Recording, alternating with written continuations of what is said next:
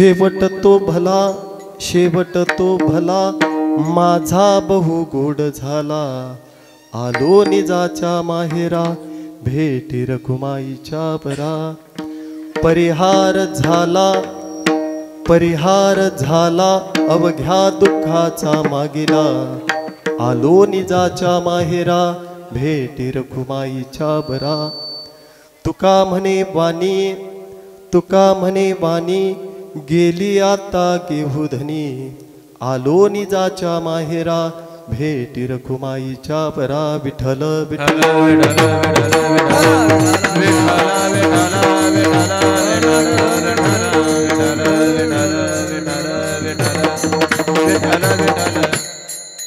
समचरण सरोजम सांद्रणीलाबुदाबम.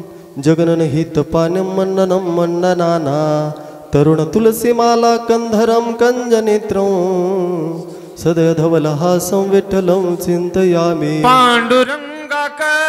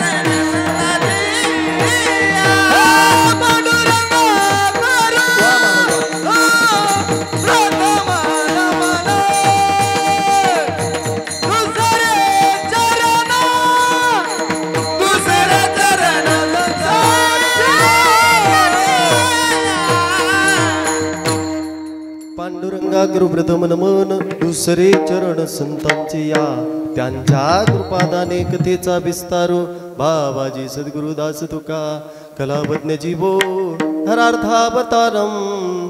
कलंकं कथेजोदिकामोदि भक्तं. कलानीशवादापनोदार्वदक्षं.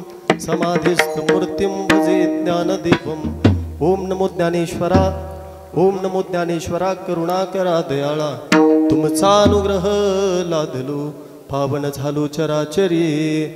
जयांचे केले स्मरण, होय सकळ विद्यांचे अधिकरण. तेचे बंधू श्रीचरण श्री गुरूंचे, ते नमस्कारोनी आता मस्तक हे पायावरी.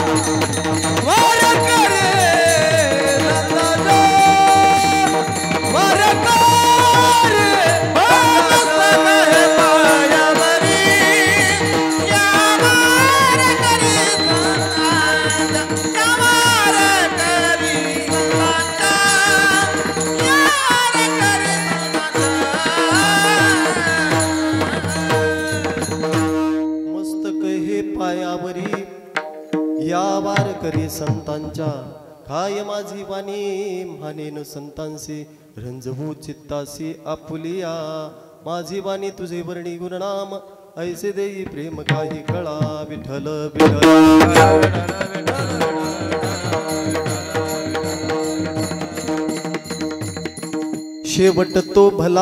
शेवट तो भला माझा बहु गोड झाला आलो निजाच्या माहेरा भेटी रखुमाईच्या वरा प्राप्त प्रस्तुत प्रसंगी सेवेसाठी निवडलेला अभंग महान वैष्णव भक्त जगद्गुरु जगदवंदनीय श्री संत तुकोबारा यांचा जीवाला देहाला आल्यानंतर त्याची पूर्तता कशी करून घ्यावी हे स्पष्ट करणारा अभंग सेवेसाठी निवडला विठ्ठल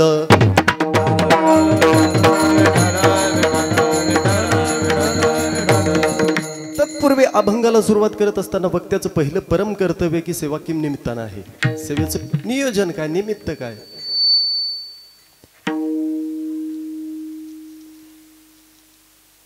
सुभद्राबाई रामकिसन जोगदंड यांच्या द्वितीय पुण्यस्मरणानिमित्त आजची ही कीर्तन सेवा आयोजित केलेली आहे तत्पूर्वी माझ्याकडे सेवा आली ते आमचे करण महाराज जे आमच्या दिंडीमध्ये आषाढी वारीच्या सोहळ्यामध्ये बरोबर होते योगायोगाने ही आलेली सेवा परमभाग्य समजतो का कारण भागवतकार भागवतामध्ये वर्णन करून सांगतात की म्हणे भाग्य उदयेन बहुजन्म समर्जितेन सतसंगमम चलवते पुरुषो यदावे अज्ञान हेतुकृत मोह मदंधकार नाशम विधाय ततोदयते विवेक म्हणजे अनंत जन्माची सामग्री एकत्र केल्यानंतर असा हा उत्सव होत असतो विठ्ठल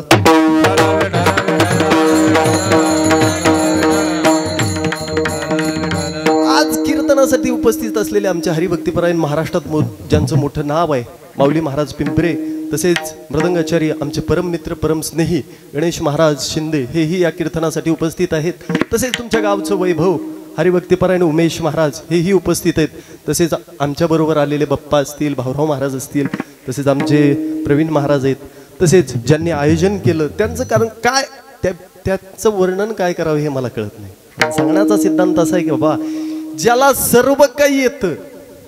सर्व काही येतं त्याला आता जे गातात जे वाजवतात जे म्हणतात त्यांची लोक स्तुती करतात परंतु सेवा असावी हे अंतकरणातून हे त्याच्याकडे पाहिल्यानंतर मला कळतं विठ्ठल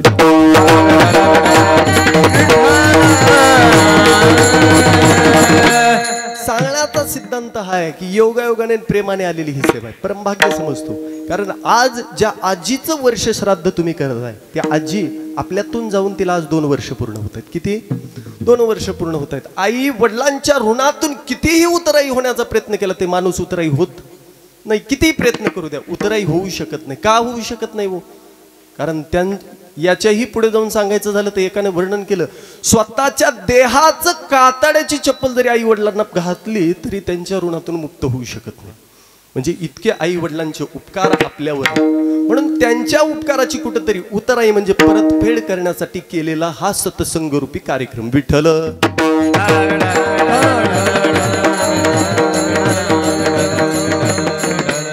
आई वडिलांपाशीच इतकी ताकद आहे किती ताकद आहे आई वडिलांची सेवा करणं म्हणजे मी म्हणेन ज्यानं तीर्थक्षेत्राला ज्याला जाणं शक्य नाही त्यानं जाऊ नका परंतु आई वडिलांची सेवा जीवनामध्ये घडली पाहिजे आई वडिलांची सेवा घरी जर केली तर कारण सकळ तीर्थ कुठे आहेत सकळ तीर्थ म्हणजे आई वडिलांची सेवा केल्यानंतर कुठे तीर्थक्षेत्राला जायची आवश्यकता नाही कुठं नाही सर्व एकाच जागेवर आहेत फक्त आई वडिलांची सेवा जीवनामध्ये घडावी लागते याच्यासाठी आठवलं म्हणून सांगतो आई वडिलांची सेवा केल्यानंतर नेमकं होतं काय होतं कारण तुम्ही आईच्या प्रत्यार्थ हा कार्यक्रम आयोजित केला आईची सेवा केल्यानंतर होतं काय याच्यासाठी सांगतो आठवलं म्हणून योगायोगाने एक महाभारतामध्ये एक प्रसंग आलेला आहे महाभारतामध्ये एक ब्राह्मण होऊन गेले ते ब्राह्मण असे होते आई वडिलांची सेवा केल्यानंतर काय होतं याच्यासाठी सांगतो लक्ष देऊ नये का ब्राह्मणाने आई वडिलांची त्याने सेवा केली नाही एक ब्राह्मण होऊन गेले ब्राह्मण वनामध्ये साधनासाठी गेले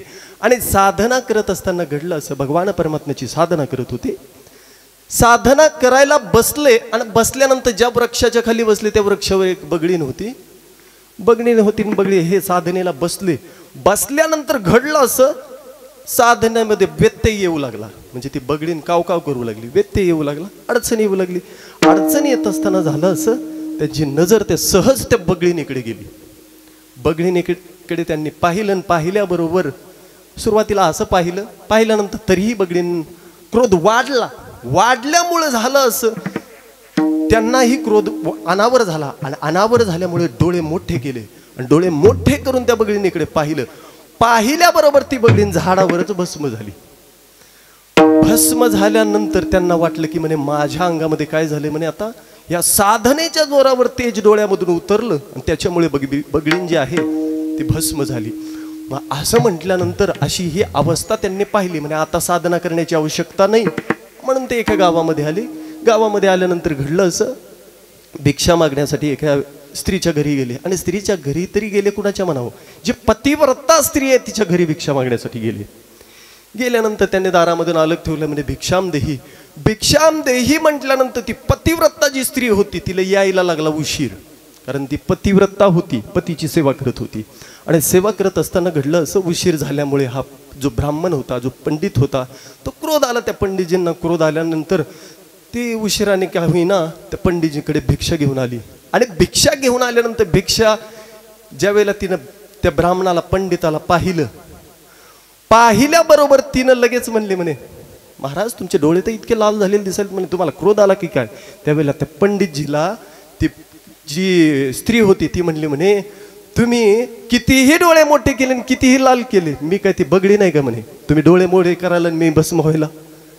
त्यावेळेला त्या पंडिताला प्रश्न पडला, म्हणे या बगडीला मी वनामध्ये साधना करत असताना जाळलं, हे हिला कसं कळालं. प्रश्न हो कसं कळालं हिला, हा प्रश्न तिच्या समोर निर्माण झाला. आणि निर्माण झाल्यानंतर मग तिचा जो त्या ब्राह्मणाचा पारा वाढलेला होता तो पारा क्षणामध्ये आहे त्या अवस्थेला आला. जो क्रोधाने लाल झालेला होता त्याला कळलं, अरे म्हणे मी हे वनात कृत्य केलं, हे वनात केलेलं कृत्य हिला इथं कसं कळालं. त्यावेळेला तिने सांगितलं, म्हणे मला सर्व कळतं, म्हणे मलाच कळतं यात नवल नाही. आमच्या गावात असा एक व्यक्ती आहे की त्यालाही तुम्ही जगात काय करतायत त्याला सर्व कळतं. त्यावेळेला त्यांनी विचारलं, म्हणे कोण आहे तू, कोण आहे. त्यावेळेला म्हणे जो आमच्या इथं जो व्याध आहे, म्हणजे जो कसाई आहे, त्याचं मांसाचं दुकान आहे, तो मांसाचं दुकान असलेला कसाई, त्यालाही जगात कुठं काय होतं हेही कळतं म्हणे. त्यावेळेला त्यांनी प्रश्न केला, म्हणे असं नवल आहे म्हणे. त्यावेळेला मग त्याचं घर विचारल्यानंतर त्याच्या घराकडे पंडितजींना घेऊन ती निघाल्यानंतर ज्याच्या दुकानासमोर आपण जात नाही असं दुकान, जे मांसाचं मांस विक्री, त्या ठिकाणी ज्यावेळेला त्यांनी पाहिलं भले मोठी गर्दी त्या दुकानासमोर दिसली.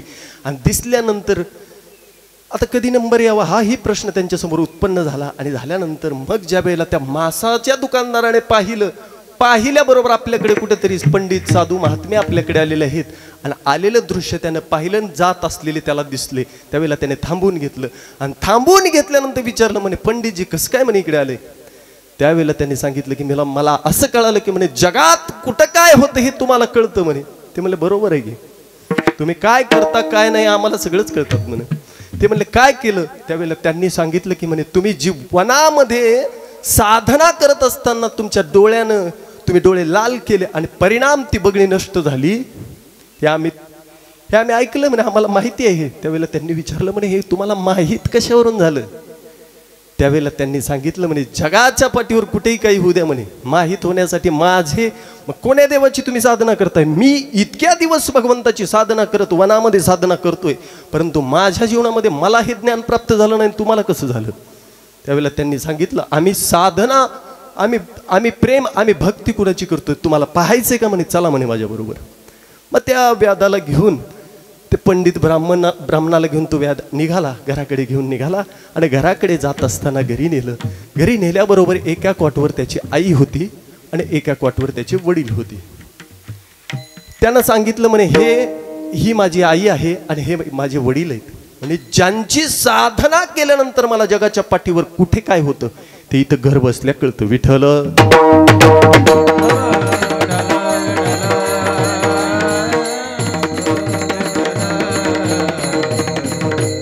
कारण ज्यांच्या पश्चात कीर्तन सेवेचं आयोजित केलं त्या आईची सेवा आपल्या जीवनामध्ये घडली पाहिजे. कारण आईची सेवा घडली तर सकळ तीर्थ त्या आई वडिलांच्या जवळ आहेत.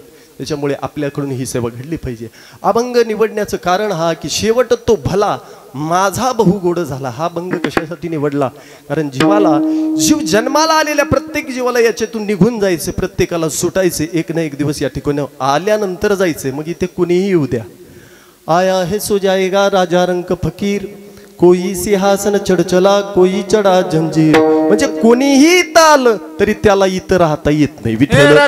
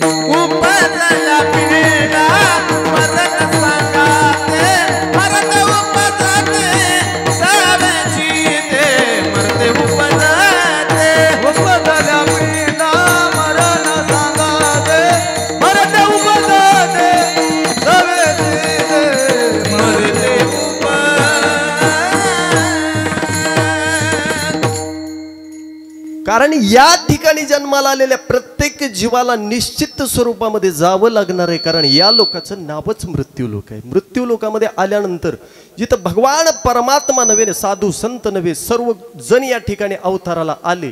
कार्य संपल्यानंतर निश्चित स्वरूपामध्ये जावंच लागलं. विठ्ठल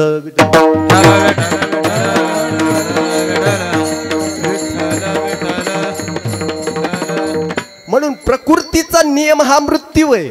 प्रकृतीचा नियम मृत्यू आहे. प्रकृतीचा नियम निश्चित मृत्यू आहे. नको म्हणणं ही विकृती आहे आणि याच्यामध्ये सुधारणा करणं ही संस्कृती आहे. विठ्ठल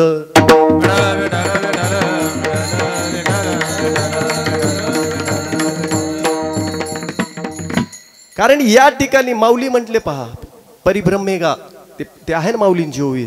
माऊली म्हणतात की या ठिकाणी जीव जन्माला आल्यानंतर जीवाला या ठिकाणी आल्यानंतर निश्चित स्वरूपामध्ये जावंच लागतं. मग ते कुणी जीर्ण वस्त्र सांडीजे ते दया धाकुटे होईजे. म्हणजे याच्याही पुढे एक आहे हो, परिभ्रमेगा उपजे ते नासे नासिले ते पुनरपी दिसे हे घटिका यंत्र जैसे परिभ्रमेगा. म्हणजे सांगण्याचा सिद्धांत असा आहे की काल केलेली भाजी आपण आज खाऊ का? खाऊ शकत नव्हतं. तसं जन्माला आलेल्या प्रत्येक जीवाला या ठिकाणाहून निश्चित स्वरूपामध्ये जावंच लागतं. नाही म्हटलं तरी जाणं भागच आहे. मग कुणी आज जाईल, कुणी उद्या जाईल, कुणी परवा जाईल, पण निश्चित जावं लागणार आहे. कितीही प्रयत्न केला तरी मृत्यू कुणाला चुकत नाही. याच्यामध्ये साधारण लोक प्रयत्न करतात, यात नवल नाही. मोठमोठ्यांनी चुकवण्याचा प्रयत्न केला, परंतु चुकवणं मात्र कुणाच्या हातामध्ये नाही. देवानं सृष्टीची निर्मिती करत असताना प्रत्येक जे नियम घालून दिले त्या नियमामध्ये देव वागला. मग तुम्हा आम्हाला वागणं साहजिकच आहे की हो. विठ्ठल विठ्ठल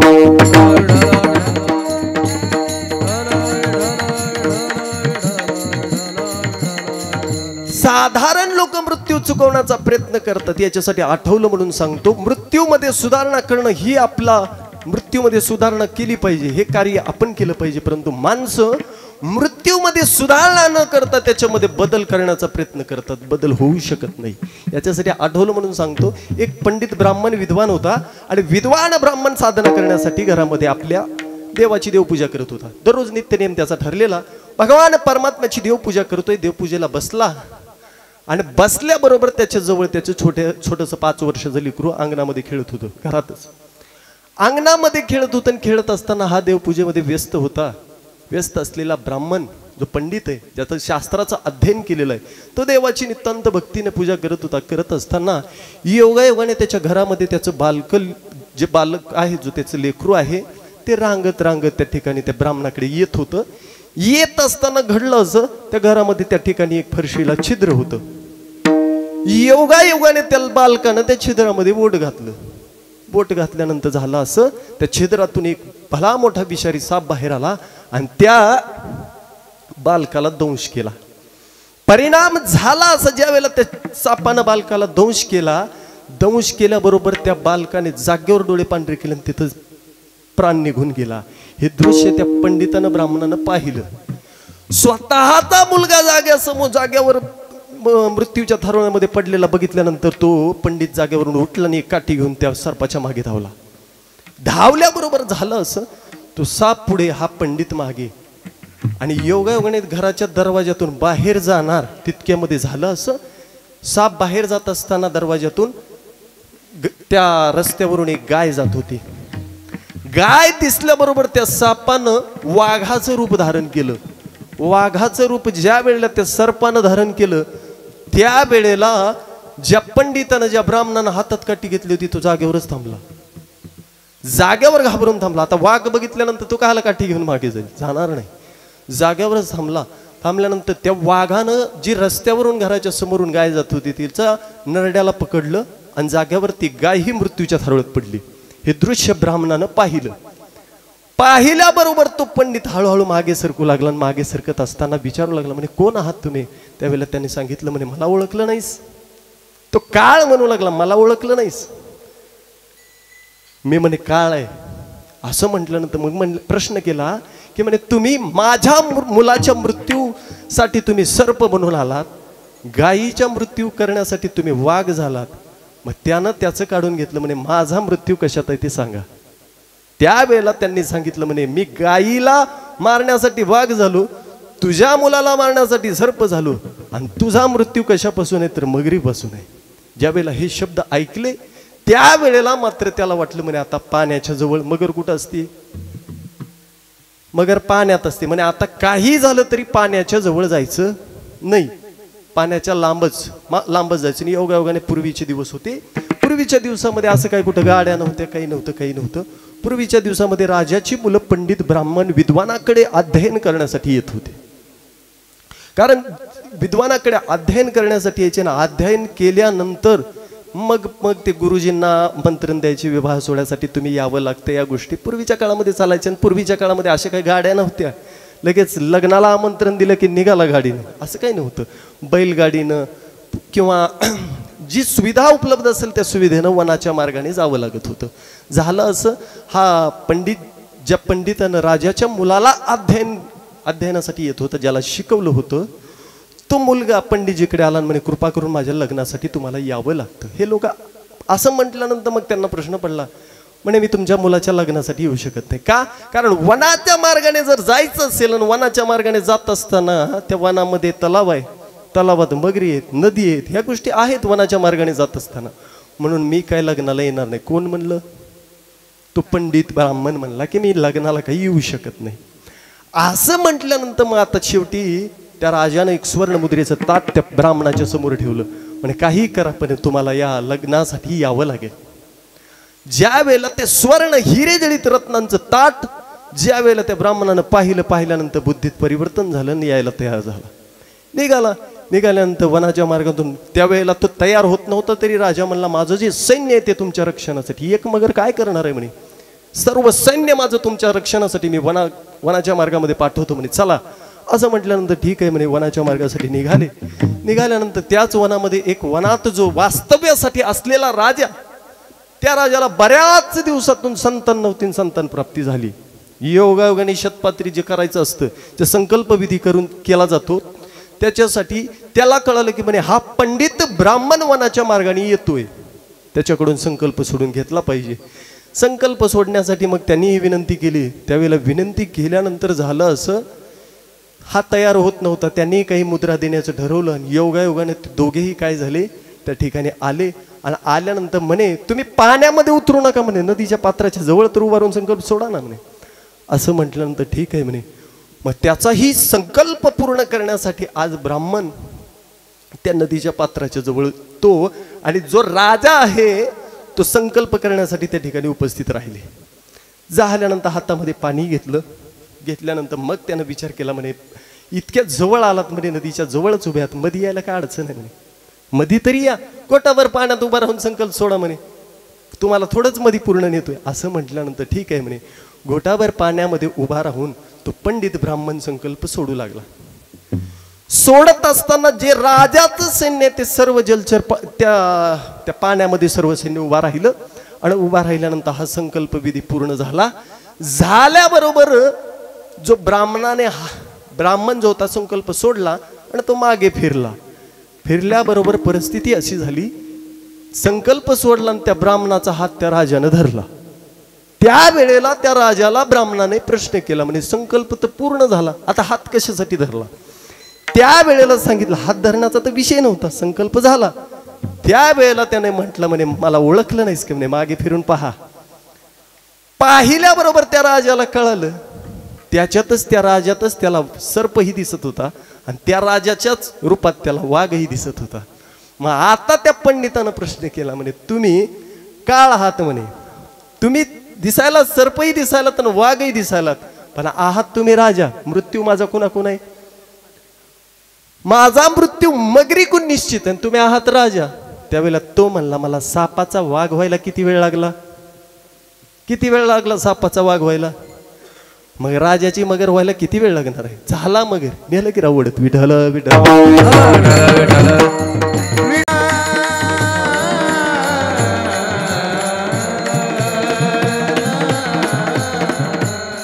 काळाला किती वेळ लागणार आहे, किती वेळ लागणार आहे रूप पालटायला, किती वेळ लागणार आहे. क्षणाचा सुद्धा विलंब लागणार नाही. कारण उंदीर खाय भोका तैसा काळ लोकाने हात तैसा काळ लोकाने हात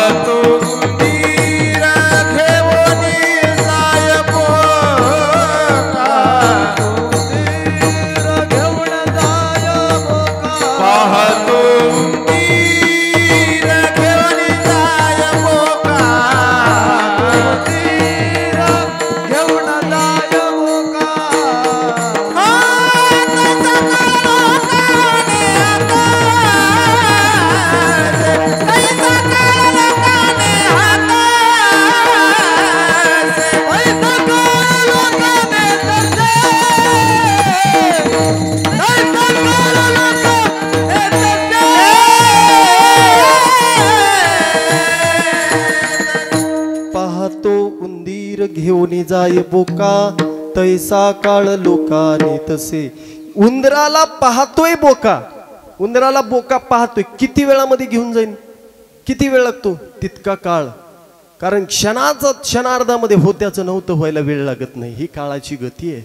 याच्याही पुढे जाऊन सांगायचं झालंच ती योगायोगाने कीर्तन सुरू होतं असंच. आणि कीर्तन सुरू असताना असंच आध्यात्मिक चिंतन सांगत असताना योगायोगाने म्हणलं या मृत्यू लोकामध्ये आलेल्या प्रत्येक व्यक्तीला निश्चित स्वरूपामध्ये जावंच लागणार आहे, असा प्रसंग सुरू होता. सर्व लोक कान देऊन ऐकत होते आणि कान देऊन ऐकत असताना मी म्हणलं म्हणजे या गावातले सर्वच जण एक ना एक दिवस सर्वच जण जाणार आहेत म्हणलं. जाणार आहेत म्हणल्यानंतर सर्वजण असे भावुक झाले, चेहरे सर्वांचे पडले आणि चेहरे पडल्यानंतर मी पाहिलं त्यांच्याकडे, सर्वांचे चेहरे बारीक झाले आणि बारीक झाल्यानंतर त्या सर्व समूहामध्ये एक आजी होती. त्या आजी हा विषय काढल्यानंतर सर्वजण मायूस झाले आणि त्या आजी मोठमोठ्याने हसायला लागली. मी एकरूप होऊन म्हणजे त्या विषयामध्ये जाऊन बोलत होतो की म्हणे या गावचे सर्वजण जाणार, सर्वजण मायूस झाले, रडतेत की काय असा प्रसंग होता, रडतेत की काय. त्या वातावरणामध्ये आजी मोठमोठ्याने हसायला लागली. मग मी म्हणलं आजी, मी अगोदर म्हणलं होतं म्हणे आजी या गावचे म्हणजे सर्वांना सांगितलं होतं म्हणे या गावचे सर्वजण मरणार, एकही राहणार नाही. त्यावेळेला त्या आजीनं विचारलं म्हणे तुम्ही का हसताय.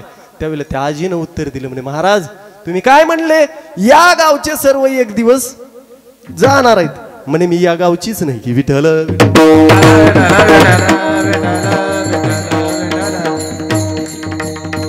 त्यावेळेला मी म्हणलं तू या गावची आस ना तर त्या गावची आस, तू मृत्यू लोकाची तर निश्चित असणार आहेस. कुठली मृत्यू लोकाची तर तू निश्चित असणार आहे. तू इथली आस ना तर तिथली आस ना तर कुठलीही आस, इथं आल्याला प्रत्येक जाणार आहे. साधारण जीव कितीही सांगितलं म्हणे माणसाला मरण निश्चित आहे, कितीही सांगितलं ते माणसं ऐकतात का हो? ज्या वेळेला वक्ता सांगत असतात त्यावेळेस सांगत असताना अंगावर शहारे उभे राहतात आणि वक्ता ज्या वेळेला सांगून मांडी मुडली की आहे ती अवस्था. मग याच्यामध्ये तुम्ही आम्ही प्रयत्न करतो यात नवल नाही. मोठमोठ्या साधू संतांनी सुद्धा मृत्यू चुकवण्याचा प्रयत्न केला, मृत्यूला चुकवण्याचा प्रयत्न केला. जे व्यास जे आहेत त्यांचा शिष्य, जे व्यास चिरंजीव आहेत, साधारण लोक मृत्यूला चुकवण्याचा प्रयत्न करतात यात नवल नाही बाबा. जे व्यासजी यांनी मृत्यूला चुकवण्याचा प्रयत्न कुणासाठी केला? स्वतःचा शिष्य होता दास, त्याच्यासाठी केला. कारण स्वतः चिरंजीव आहेत.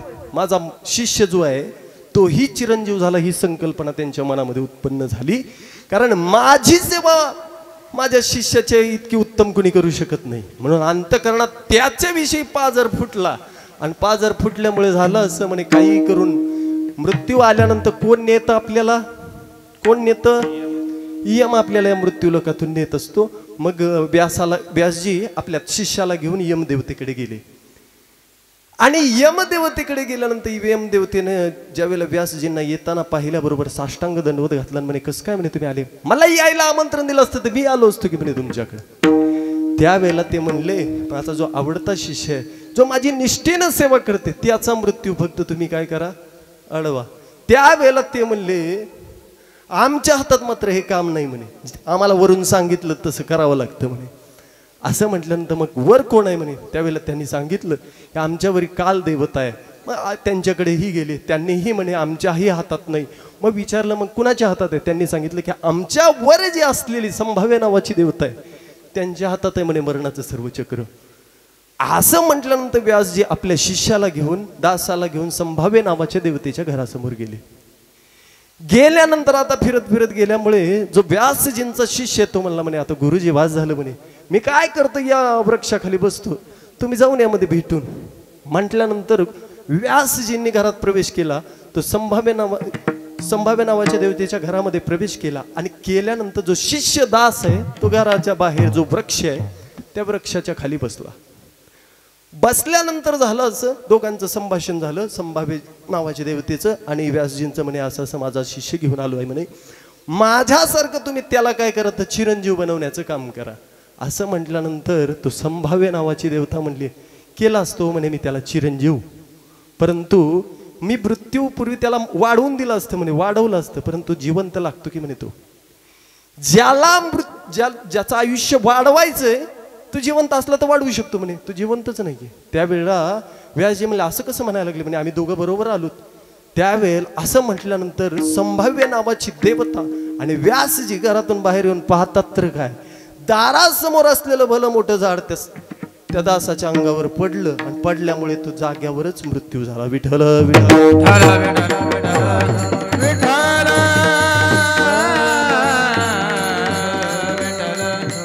मरणाला कितीही चुकवण्याचा प्रयत्न तुम्ही आम्ही केला यात नवल नाही. साधू संतांनी केला त्यांनाही चुकलं नाही, त्यांनाही मरण चुकलं नाही. याच्याही पुढे जाऊन सांगायचं झालं देवादिकांनी सुद्धा मृत्यूला चुकवण्याचा प्रयत्न केला पण चुकला नाही. का चुकला नाही? कारण जेने हे विश्व निर्मिले, ज्यानं निर्माण केले त्याने नियम घालून दिले त्या पद्धतीमध्ये तो जीवन जगलाय. विठ्ठल विठ्ठल.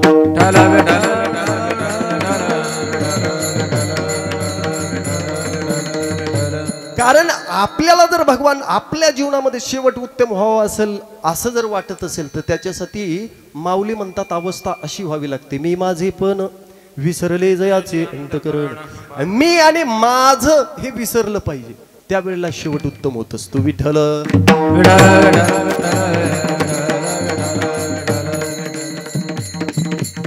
याच्याही पुढे जाऊन सांगायचं झालं तर मग काही जगद्गुरु तुकोबारायकडे मंडळी आली, तुकोबारायांना प्रश्न करू लागले, तुकोबाराय तुम्ही म्हणताय शेवट म्हणजे मृत्यू आहे का हो? शेवट मृत्यू म्हणजे शेवट का? मृत्यू म्हणजे शेवट नाही, ही संकल्पना डोक्यातून काढून टाका. कोणती? शेवट या शब्दाचा अर्थ मृत्यू असू शकत नाही. का? कारण शेवट या शब्दाचा अर्थ जर मृत्यू असता तर मेलेला माणूस अनुभव सांगायला जिवंतच नसता. विठ्ठल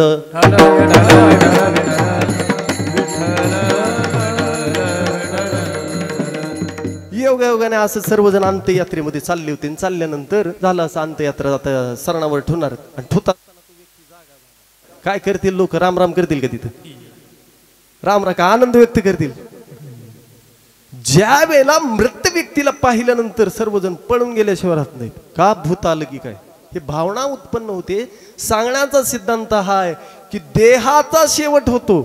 शेवट हा देहाचा आहे, तृप्तीचा शेवट नाही. जे या देहामध्ये माणसाला जो आत्मा आहे, आत्म्याचा शेवट करायचा असेल तर तो शेवट करण्यासाठी अंतःकरणामध्ये तृप्ती व्हावी लागते. आणि जगद्गुरु तुकोबारायांनी आयुष्यामध्ये साधना अशी केली की त्या साधनेच्या जोरावर जिवंतपणीच शेवट गोड होत असतो, मेल्यानंतर शेवट गोड होत नसतो. जशी अवस्था ज्या वेळेला परीक्षिती राजानं त्याला कळालं की आपला मृत्यू 7 दिवसामध्ये, किती? 7 दिवसामध्ये. घाबरला, भ्यायला लागला, घाबरला, काही सुचत नव्हतं. भीती अंगामध्ये. मृत्यू कुणालाही म्हटलं तर किती घाबरतात माणसं. माऊली म्हणतात अगा मर हा की जे बोलणं साहती. माणसाला मर म्हणलेलं सहन होत नाही, मृत्यूला तर कसा सहन होईल? सहनच होत नाही. 7 दिवसात मृत्यू म्हटल्यानंतर परीक्षिती राजा घाबरू लागला. घाबरत घाबरत त्या गंगेच्या तीरावरून फिरू लागला. कोणी भेटते का याच्यातून मुक्त करण्यासाठी? त्यावेळेला शुकदेवजींनी, ज्या शुकदेवाने राजा परीक्षितीला मुक्त केलं म्हणजे श्रीमद भागवत रूपी ग्रंथाचं रसपान करून सांगितलं. सांगितल्यानंतर परिणाम शेवटी 7 दिवसामध्ये मुक्त झाला.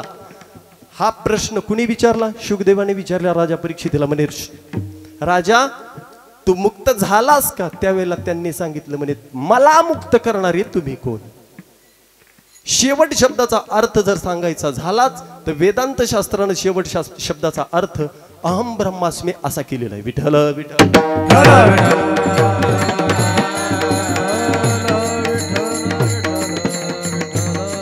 म्हणजे भगवान परमात्मा साक्षात सांगतायत की जो तू आहे तोच मी आहे. तत्वमासी म्हणजे जो तू तोच मी.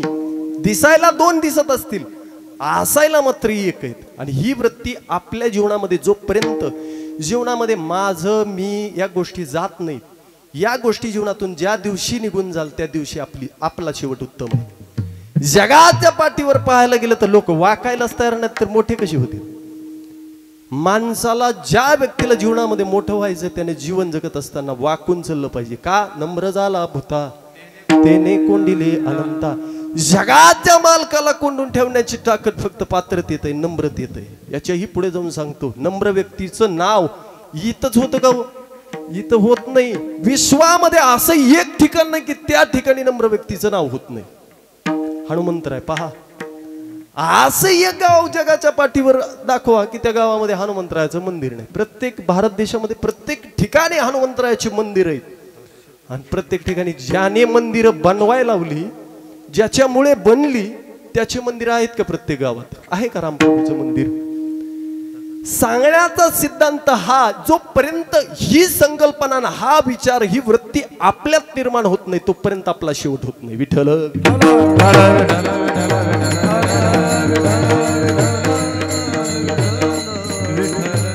माणसं वय झाली, 60 वर्षाची झाली, 70 वर्षाची झाली तर प्रपंच सुटत नाही.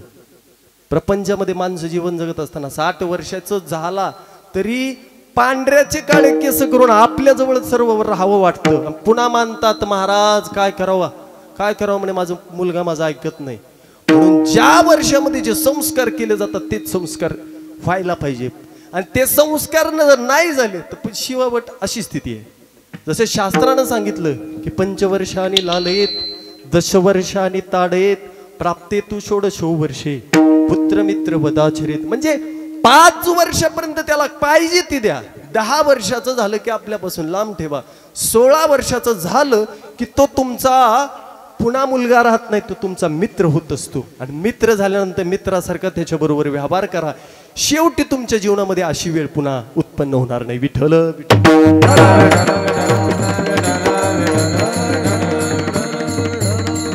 शेवट हा आत्म्याचा शेवट आहे. जे मन आहे या देहामध्ये, जे मन आहे या मनाचा शेवट. मन एकदा तृप्त झालं की शेवट झालाच की हो. जोपर्यंत, कारण प्रत्येक दिसलेली प्रत्येक गोष्ट मला पाहिजे हा देह म्हणत नाही, या देहामध्ये असलेला म्हणतो. दुसरा म्हणत नाही. देह म्हणत नाही की मला हे मिळालं पाहिजे ते मिळालं पाहिजे. जोपर्यंत या देहामध्ये अपेक्षा करणारा आहे त्यांना अपेक्षा परंतु सत्याची केली पाहिजे. जे नश्वर आहे त्याची अपेक्षा नाही केली पाहिजे. जे सत्य आहे, जो ब्रह्म सत्य जगत नित्य जीव ब्रह्मे ना परहा, म्हणजे एकमेव जगाच्या पाठीवर सत्य तो देव आहे. सत्य असलेला देव मात्र माणसाला असत्य वाटतो, हे दुःख आहे. का? कारण माऊली म्हणतात की बाबा जीवन जगत असताना प्रपंच गोड लागतो आणि परमार्थ कडू वाटतो. विषय विषयाचा पडिपाडू, गोड परमार्थ लागे कडू, कडू विषय तो गोडू जीवासी झाला. म्हणजे सांगण्याचा सिद्धांत आहे, जे आवडलं नाही ते लवकर आवडतं. विठ्ठल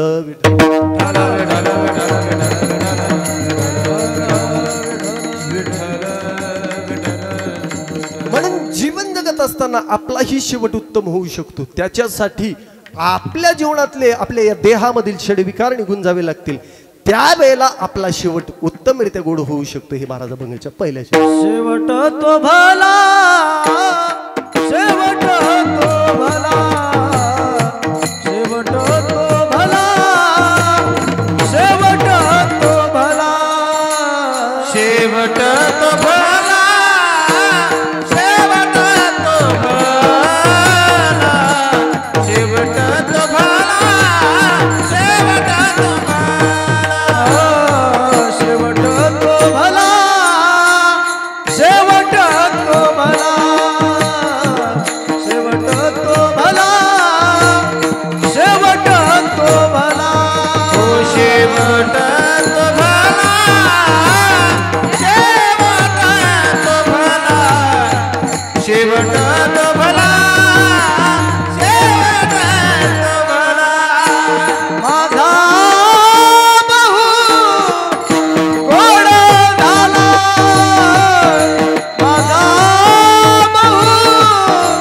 गोड झाला, आलो निजाच्या माहेरा, आलो निजाच्या माहेरा. माझा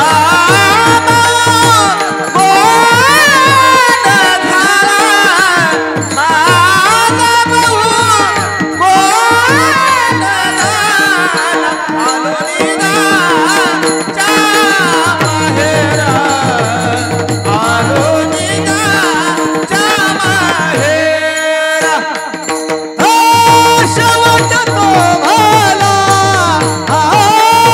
शेवट तो भला, माझा बहु गोड झाला, माझा बहु गोड झाला. शेवट तो भला, हो, शेवट तो भला, माझा बहु गोड झाला, माझा बहु गोड झाला.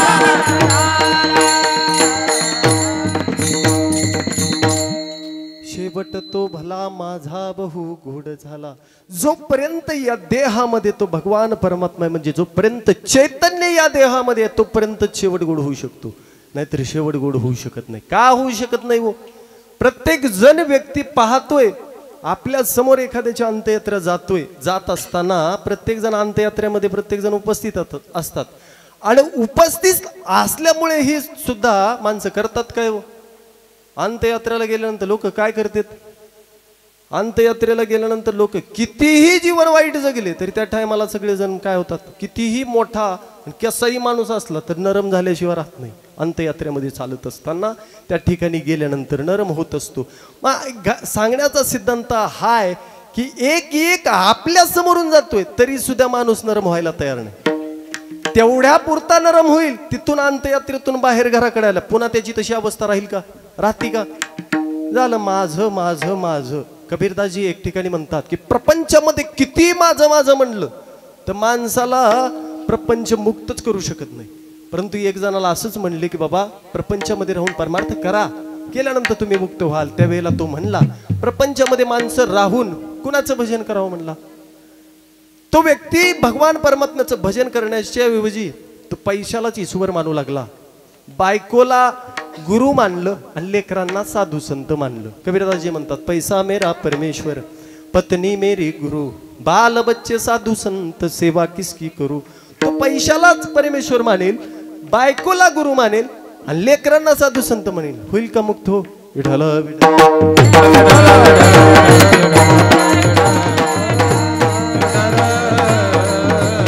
एक एकाचं दहन आपल्यातून जात असताना आपण पाहत असतो सुद्धा सावध होत नव्हती. सावध त्या गुन्हेगारे नव्हा, सावध त्या गुन्हेगारे नव्हा, सावध त्या गुन्हेगारे नव्हा, सावध त्या गुन्हेगारे नव्हा. एक पाहतसा एकाची दहने, एक पाहतसा एकाची दहने, एक पाहतसा एकाची दहने, एक पाहतसा एकाची दहने. सावध त्या गुन्हेगारे नव्हा, सावध त्या गुन्हेगारे नव्हा. सावध त्या गुन्हेगारे नव्हा, सावध त्या गुन्हेगारे नव्हा. एक एकाची दहन पाहून तरी माणसानं सावध झालं पाहिजे की आपल्यालाही या ठिकाणाहून एक नाही एक दिवस निश्चित स्वरूपामध्ये जायचंय आणि जायचंय. त्याच्यामुळे आपण काय केलं पाहिजे हे आपण सावध होत नव्हत. का होत नव्हत? जगामध्ये पाहायला गेलं तर सर्व ज्ञान कुणाला आहे? माणसाला आहे का प्राण्याला आहे? मनुष्याला सर्व ज्ञान असताना सुद्धा माणूस सावध होत नाही, प्राणी सावध होतात. याच्यासाठी एक पंचतंत्रामध्ये एक उदाहरण आलेलं आहे. पंचतंत्रामध्ये एक उदाहरण सांगितलेलं आहे की 3 प्राणी होते. कोणते? एक होता वाघ, नंबर 2 गाढव आणि नंबर 3 कोल्हा. या तिघांनी मिळून एक शिकार केली. वाघ, गाढव आणि कोल्हा या तिघांनी मिळून शिकार केली आणि शिकार केल्यानंतर मग तिघांनी शिकार केली आणि शिकार करून त्या वाघानं म्हणे सांगितलं म्हणे गाढवाला करा म्हणे तिघांच्या वाटण्या. तिघांच्या वाटण्या करण्यासाठी घेतलं. जे शिकार केली होती त्या प्राण्याची ते वाटणीसाठी घेतलं. तिघांच्याही वाटण्या समान केल्या आणि समान वाटण्या झाल्यानंतर वाघाला आणि कोल्ह्याला गाढवाने बोलवलं म्हणे वाटण्या झाल्या म्हणे चला. चला म्हणल्यानंतर त्या ठिकाणी वाघ आणि कोल्हा गाढव तिघही उपस्थित राहिले आणि समोर बघितलं तर ज्या वेळेला वाघाने समोर बघितल्याबरोबर वाघाला क्रोध आला. अरे म्हणे सर्वात मोठा हिस्सा माझा आहे की म्हणे, सर्वात योगदान कुणाचं आहे? शिकार केली म्हणे मी आणि समान हिस्से. त्यावेळेला वाघाने क्रोधित होऊन विचारलं म्हणे हे वाटणी कुणी केली म्हणे, कुणी केली म्हणे वाटणी. त्यावेळेला त्या वाघाला कोल्हे दादा म्हणले की म्हणे वाटणी गाढवाने केली. कुणी केली? गाढवाने केली. मग गाढवाने केली वाटणी म्हटल्यानंतर मग झालं असं. मग सामान्य राग आला, चावताळून तो वाघ त्या गाढवाच्या अंगावर गेला आणि त्या वाघानं गाढवाला जागेवर काय केलं? जागेवर संपवलं गाढवाला. कुणाला? गाढवाला वाघानं जागेवर संपलं. आणि संपवल्यानंतर झालं असं. हे दृश्य कुणी पाहिलं? तुम्ही का मी? हे दृश्य कोल्ह्यानं पाहिलं. ज्या वेळेला अशी विषम वाटणी ज्या वेळेला ह्या समवाटण्या पाहिल्यानंतर क्रोध अनावर झाला. हे दृश्य कोल्ह्यानं पाहिलं. पाहिल्यानंतर तो सावध झाला. मग आता तो वाघाला वाघ म्हणले की म्हणे आता काय करा, आता दोघच राहिलोत म्हणे. या जो ढीग आहे या ढिगाची आता दोघांमध्ये वाटणी करा म्हणे. कोल्हे दादा घ्या वाटणीला म्हणे. ठीक आहे म्हणे. मग कोल्ह्यानं वाटणी केली. वाटणी करत असताना 75% हिस्सा एका बाजूला केला आणि 25% हिस्सा एका बाजूला केला. आणि वाघदादाला बोलवलं म्हणे वाटणी झाली म्हणे चला. ज्या वेळेला वाघाने ते 75% हिस्सा एक बाजूला पाहिला आणि 25% एक बाजूला पाहिला त्यावेळेला विचारलं म्हणे अशी विषम वाटणी का केली म्हणे, अशी कुठं वाटणी असती का? त्यावेळेला कोल्ह्यानं सुंदर उत्तर दिलं म्हणे समवाटणी करायला मी काय गाढव आहे का? गाढव आहे का म्हणे मी? गाढवासारखी वाटणी करून मारायला गाढव आहे का? सांगण्याचा सिद्धांत हाय की पाहत असे एकेकाची दहने सावध त्या गुन्हे होईल. म्हणजे या आपल्या समोर एक व्यक्ती जातोय, उद्या आपल्यालाही जायचंय हे पाहिलं पाहिजे. विठ्ठल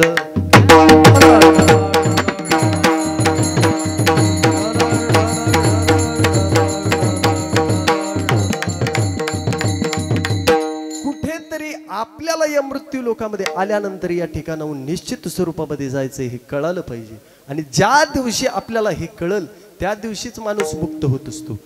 मुक्त होत नाही तर किती परमार्थ केला, किती भजन केलं आणि जर शेवटी अपेक्षाच संपली नाही तर काय उपयोग आहे? जगाच्या पाठीवर पाहायला गेलं तर दुःख देणाऱ्या 2च गोष्टी आहेत. जगाच्या पाठीवर फक्त दुःख माणसाला माणूस दुःख देत नाही हो, दुःख देतो. कोण देतो दुःख? कोण देतं दुःख? जीवन जगत असताना केलेली अपेक्षा मात्र माणसाला क्षणाक्षणाला दुःख देत असते. कशावरून म्हणताय? बाप मुलाकडून 95% अपेक्षा करतो. किती? 95. मुलगा घेतो 35. दुःख आहे का सुख आहे? दुःख झाल्याशिवाय राहत नाही. विठ्ठल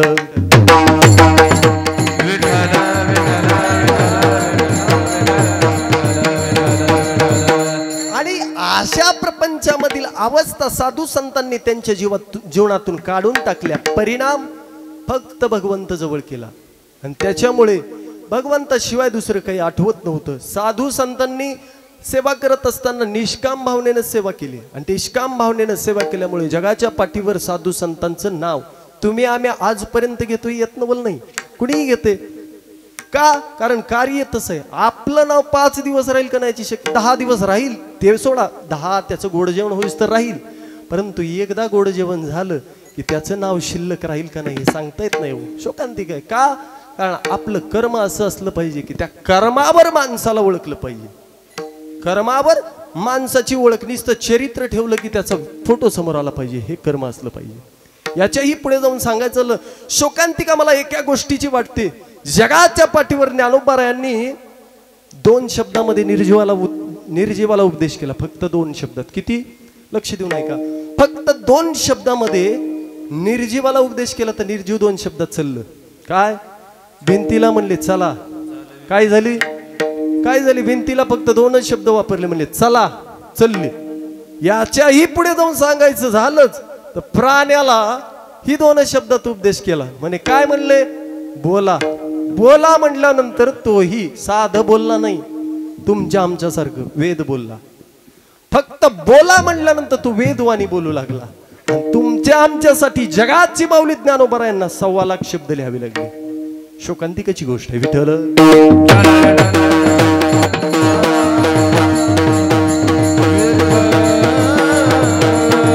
1.25 लाख शब्द लिहून सुद्धा तुमच्या आमच्यातलेच 1.25 लाख शब्द वाचून त्याच्यावर आक्षेप करतात. दुःख वाटतं.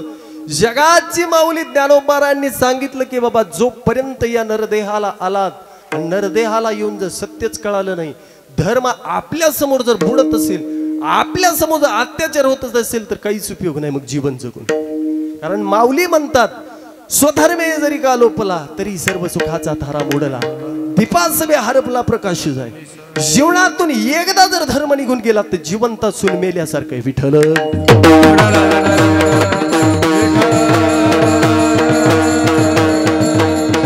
आणि सगळ्यांनी आचरण घेण्यासाठी, कारण धर्म टिकला तर आपण टिकणार होतो, आपण टिकला तर सर्व गोष्टी टिकणार आहेत. ज्या धर्मासाठी आणि ज्याच्या रक्षणासाठी छत्रपती संभाजी महाराजांनी स्वतःच्या प्राणाची आहुती दिली. अरे 40 दिवस साधारण नाही, हाल बेहाल करून मारावं लागलं. ही वृत्ती आणि हे अंतकरणामध्ये एकनिष्ठता असावी लागते. एकनिष्ठता तशी असावी लागते. अंगाचा दह नव्हे, अंगाचं कातड काढलं इतकंच नाही, डोळे बाहेर काढले इतकं नाही, जीवा बाहेर काढून कापली इतकं नाही, हाल बेहाल करून छत्रपती संभाजी महाराजांना मारलं. आणि मारल्यानंतर सुद्धा मारत असताना शरीरातून एक सुद्धा इतके घाव केले परंतु दुखतोय आणि त्रास होतोय अशी एकही वेदना उच्चारली नाही. मारणाऱ्याला किव येत होती, मृत्यू घाबरत होता. ही अवस्था कारण आपले पूर्वज साधे नाही. तो जगाच्या पाठीवर पाहायला गेलं तर हिंदू धर्मामध्ये जन्माला आले प्रत्येक जीवाला अभिमान असला पाहिजे. का? कारण मी हिंदू धर्मामध्ये जन्माला आलो. माऊली म्हणतात स्वधर्म जरी का लोपला. याच्याही पुढे जाऊन सांगायचं झालं तर स्वधर्मामध्ये माणूस जिवंत राहून मेला तरी चालतो, परंतु परधर्म इतका भयावह आहे, इतका भीतीने भरलेला आहे की तुम्ही पाहता भारत देशामध्ये राहून तुम्हाला कळत होतं त्या दिवशी. कोणत्या दिवशी? काही दिवसापूर्वी तुम्ही पाहिलं न्यूजला बांगलादेशमध्ये काय घडतंय. सांगण्याचा सिद्धांत हा आहे जोपर्यंत जो तू आहे तो मी वाटत नाही. म्हणजे जो माऊली म्हणतात जो खांडावया घाव घाली कालावनी जयाने केली. जसं वृक्ष परोपकारासाठी जीवन जगतं तसं तुम्ही आम्ही जोपर्यंत तो मी आहे आणि मी तो आहे ही भावना उत्पन्न होत नाही तोपर्यंत शेवट होऊ शकत नाही. विठ्ठल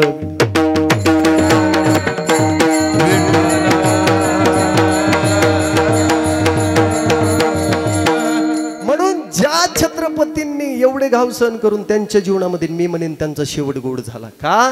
कारण जो विडा उचलला तो विडा पूर्णत्वाला नेण्याचं काम छत्रपती संभाजी महाराजांनी केलं.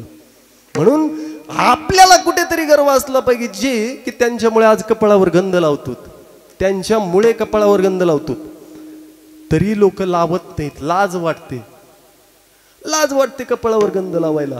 सांगण्याचा सिद्धांत, अरे ज्या गंधासाठी याच्याही पुढे जाऊन सांगायचं झालं तर आपल्या धर्मात इतकं लोक सहन करतात हेच नवल वाटतं मला. नवल एका गोष्टीचं वाटतं की इतकं सहन करू कसे शकतात? कारण आपला पूर्वजच सहन करणारा होता. कोण होता आपला पूर्वज? जगाच्या पाठीवर पाहायला गेलं तर भगवान श्रीकृष्ण. अरे 100 शिव्या खाल्ल्या की कुणाच्या? शिशुपाल्याच्या. सहन नाही तर काय काय? तोच गुण आपल्या रक्तामध्ये आजही आहे. विठ्ठल विठ्ठल.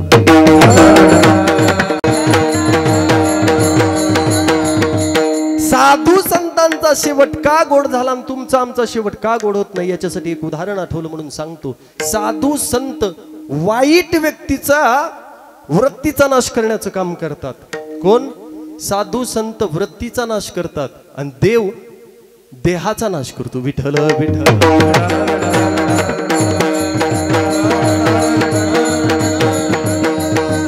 ज्याने अधर्म केला त्या भगवान परमात्म्याने त्या अधर्म्याचा तितक्षणामध्ये नाश केलेला आहे. परंतु साधू संतांनी असं केलं नाही.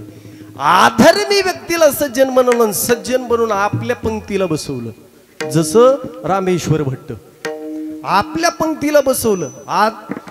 ज्यानं त्रास दिला, ज्यानं दुःख दिलं त्याचा सुद्धा सर्व काही त्याला मोठ्या ठिकाणावर नेऊन बसवण्याचं काम संत करतात. का? कारण संत हृदय नवनीत समाना. संतांचं हृदय हे नवनीताप्रमाणे आहे. इतकं कोमल असलेलं संतांचं हृदय आहे. का? जगाच्या पाठीवर जशी आई आपल्या मुलावर प्रेम सोडू, आपल्या मुलावर जितकं प्रेम करते, काय सोडून? अपेक्षा सोडून जितकं प्रेम करते, तसं जगाच्या पाठीवर अपेक्षा सोडून जर आपल्यावर कोण प्रेम करत असेल ते एकमेव ते संत करतात. विठ्ठल.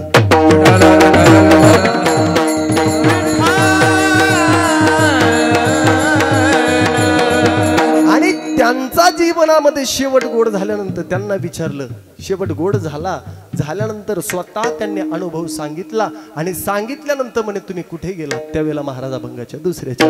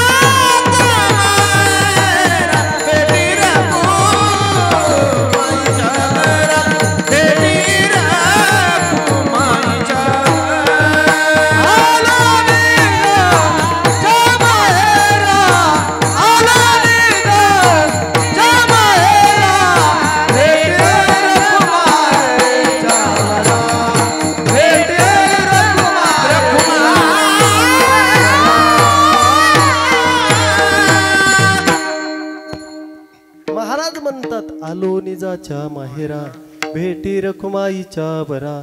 जगद्गुरु तुकोबाराय म्हणतात की जीवनामध्ये कितीही दुःख असलं, साधू संत ज्या वेळेला पंढरपूरला येतात आणि आल्यानंतर भगवान परमात्म्याला डोळ्याने पाहतात, पाहिल्याबरोबर अशी अवस्था होते की त्याच्या समोरून दूर जावंसं वाटत नाही. जसं एखादी स्त्री जीवन जगत असताना, प्रपंच करत असताना ज्या वेळेला ती स्त्री आपल्या आई वडिलांच्या घरी म्हणजे माहेरला येते, त्यावेळेला तिला सासरला जावंसं म्हणजे जावं वाटत नाही, परंतु जाणं भाग आहे, जावंच लागतं.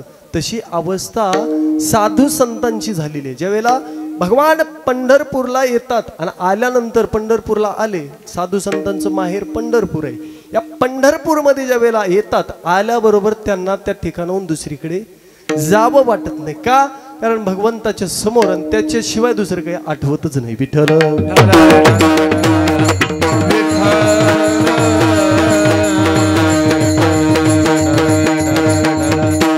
कारण ज्या त्यांचा स्वभाव कसा आहे, जोपर्यंत देहाला येऊन, देहाचे शास्त्राने 3 प्रकार केले, स्थूल देह, सूक्ष्म देह आणि कारण देह. स्थूल देहाचा विचार केला तर स्थूल देह म्हणजे तुम्हा आम्हाला जो प्राप्त आहे. सूक्ष्म देह कशाला म्हणावं तर सूक्ष्म देह म्हणजे काय तर ममेवंशो जीवलोके जीवभूत सनातन मन षष्ठानी इंद्रियाणी प्रकृती स्थानी कर्षती, म्हणजे सांगण्याचा सिद्धांत याला म्हणावं सूक्ष्म देह. आणि कारण देह कशाला म्हणावं, जो तू आहे तोच मी आहे, स्वरूपाला प्राप्त होणं म्हणजे कारण देह. विठ्ठल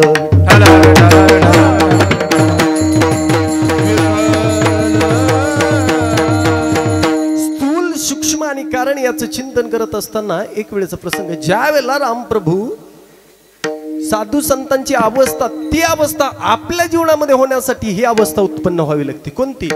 ज्या वेळेला रामप्रभूंनी वनवास करून राज्यामध्ये परत आले, राज्यामध्ये वनवास करून परत आल्यानंतर हनुमंतराय सर्व जे वनामध्ये बरोबर होते सर्वजण त्या ठिकाणी उपस्थित होते आणि उपस्थितांच्या समूहामध्ये राजगादीवर प्रभू रामचंद्रजी विराजमान झाले. राजगादीवर बसल्यानंतर प्रभू रामचंद्रजींनी पहिला प्रश्न हनुमंतरायांना केला, म्हणे तुम्ही कोण? काय तुम्ही कोण? कोण म्हणलं? रामप्रभू. ज्यांची सीता शोधण्याचं काम कुणी केलं? कुणी केलं? हनुमंतरायांनी. एवढंच नाही, ज्यांच्या सीतेचा शोध करत असताना लंका जाळली कुणी? हनुमंतरायांनी. या सर्व गोष्टी केल्या कुणी? हनुमंतरायांनी. आणि हनुमंतरायांनी केल्या तरी सुद्धा नुसतं गादीवर बसले आणि गादीवर बसल्यानंतर रामप्रभूंनी विचारलं, म्हणे तुम्ही कोण? गादी म्हणजे प्रपंचामध्ये तुम्हाला सांगण्याचा सिद्धांत म्हणजे खुर्चीवर माणूस बसला, जो ग्रामपंचायतचं इलेक्शन लढवू द्या, खुर्चीवर बसला, बसल्यानंतर पुन्हा 5 वर्ष येत नाही इकडं. जोपर्यंत त्याला तुमची आवश्यकता तोपर्यंत तुमच्या दारात नाही, तुमच्या चरणावर डोकं ठेवेल. ज्या दिवशी तुमची गरज संपली त्या दिवशी 5 वर्षानं पुन्हा येईल, पण पुन्हा येणार नाही, त्या टायमिंगला येणार नाही. ज्या वेळेला असा प्रश्न रामप्रभूंनी विचारला त्यावेळेला हनुमंतराय म्हणले, हनुमंतरायाला विचारलं म्हणे तुम्ही कोण? त्यावेळेला हनुमंतरायांनी सांगितलं, म्हणे प्रभू तुम्ही विचारताय म्हणे मी कोण, तुम्ही कोणत्या स्वरूपाने विचारताय? त्यावेळेला हनुमंतरायांनी सांगितलं की म्हणे प्रभू देहाच्या संबंधाने जर तुम्ही विचारत असाल तुम्ही कोण, तर मी देहाच्या संबंधाने तुमचा दास, देहाच्या संबंधाने तुमचा दास. जीवाच्या संबंधाने जर तुम्ही मला विचारत असाल तुम्ही कोण, तर जीवाच्या संबंधाने मी तुमचा अंश. आणि तिसरा, माझ्या स्वरूपाच्या संबंधाने जर विचारत असाल तुम्ही कोण, तर मी जो तू आहे तोच मी आहे. विठ्ठल विठ्ठल.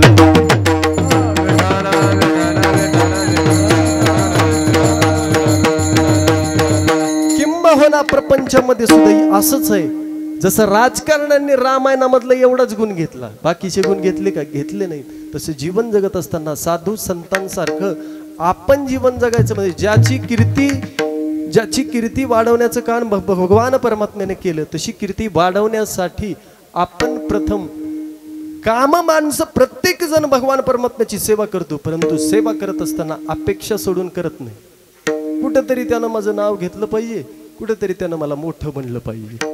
अरे जीवन जगत असताना यांच्या यादीमध्ये मोठं होण्याची अपेक्षा करू नका, त्याच्या यादीमध्ये मोठं व्हा.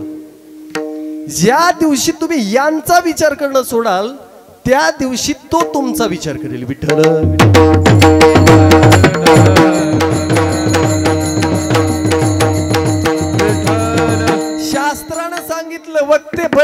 आहेत, पावला पावलाला भक्ती आहेत. अरे पावला पावलाला सांगणारे आहेत, पावला पावलाला सांगणारे आहेत.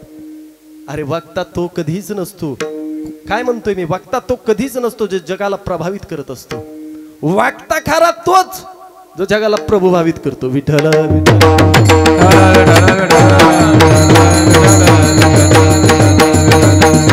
म्हणून साधू संतांनी देव जवळ केला, परिणाम देव त्यांच्या मागे पुढे उभा राहिला. याच्याही पुढे जाऊन सांगायचं झालं तर परिणाम देवाला आपलं म्हणलं, देव फक्त डोळ्यासमोर ठेवला, त्याच्याशिवाय दुसरं काही ठेवलं नाही. ज्या वेळेला सांगण्याचा सिद्धांत, स्वतःची आई, नारदाची स्वतःची आई मेली तरी दुःख वाटलं नाही. का? कारण परिणाम जगाच्या मालकाची भक्ती करण्यासाठी मला आता वेळ मिळतोय म्हणून दुःख वाटलं नाही, दुःख करत बसला नाही. सांगण्याचा सिद्धांत हा, आपण भक्ती करत असताना दुसरा आपल्याला काय म्हणतो याच्याकडे पाहू नका, आपल्याला तरुण जायचं याच्यासाठी भक्ती करा. कारण तरले तरती नामधारकाचा ठसा, म्हणजे नाम घेतल्याशिवाय कलियुगामध्ये सर्वात श्रेष्ठ साधन सांगितलं फक्त नाम, आणि या नामानेच तरतात, दुसऱ्यानं तरत नाहीत. शास्त्रानं 4 प्रकार सांगितले, भक्ती, योग, कर्म, ज्ञान, ह्या प्रकारचे सांगितले, परंतु सर्वात श्रेष्ठ भक्तिपंथ सांगितला. का? कारण भक्तिपंथ बहु सोपा, भक्तिपंथच सोपा आहे, बाकीचे अवघड आहेत. त्या मार्गाला जायचं काम नाही. किती अवघड आहेत, लय अवघड आहेत, शक्य नाहीत आपल्याच्याने. योग मार्ग तर इतका कठीण आहे. महाराज म्हणतात, तहानेल्याने तहानची प्यावी, भुकेल्याने भूकची खावी. तहान जर लागली तर योग मार्गामध्ये तहानेलाच पाण्याची तहान लागते, त्यालाच पाणी म्हणून प्या, माऊलींनी सांगितलं. सांगण्याचा सिद्धांत हा की बाबा कलियुगामध्ये सर्वात श्रेष्ठ साधन हे नाम आहे. या नामाच्या साधनाने संत गेले, तुम्ही जा, आणि तुम्ही गेल्यानंतर तुमची वृत्ती तदाकार होईल, आणि तदाकार एकदा का वृत्ती झाली तर जीवनामध्ये जे शरीरामध्ये असलेले विकार आहेत, जे षड विकार आहेत, हे निघून जातील. आणि परिणाम काय होईल, जो तो आहे तोच मी आहे ही भावना तुमच्या मनामध्ये उत्पन्न होईल. आणि उत्पन्न झाल्यानंतर भगवान परमात्मा जो साक्षात विठेवर उभा असलेला संतांनी पाहिला, त्यावेळेला जो तो आहे तोच मी आहे ही वृत्ती त्यांची उत्पन्न झाली होती. का? कारण त्याचं कारण आहे, भगवान परमात्म्याचा स्वभाव आहे, कर्तुम अकर्तुम अन्यथा कर्तुम. कुणाला देतो? जो त्याला माझं म्हणतो, मी त्याचा म्हणतो, त्यालाच देतो, दुसऱ्याला देत नाही. हा स्वभाव भगवंतच आहे. विठ्ठल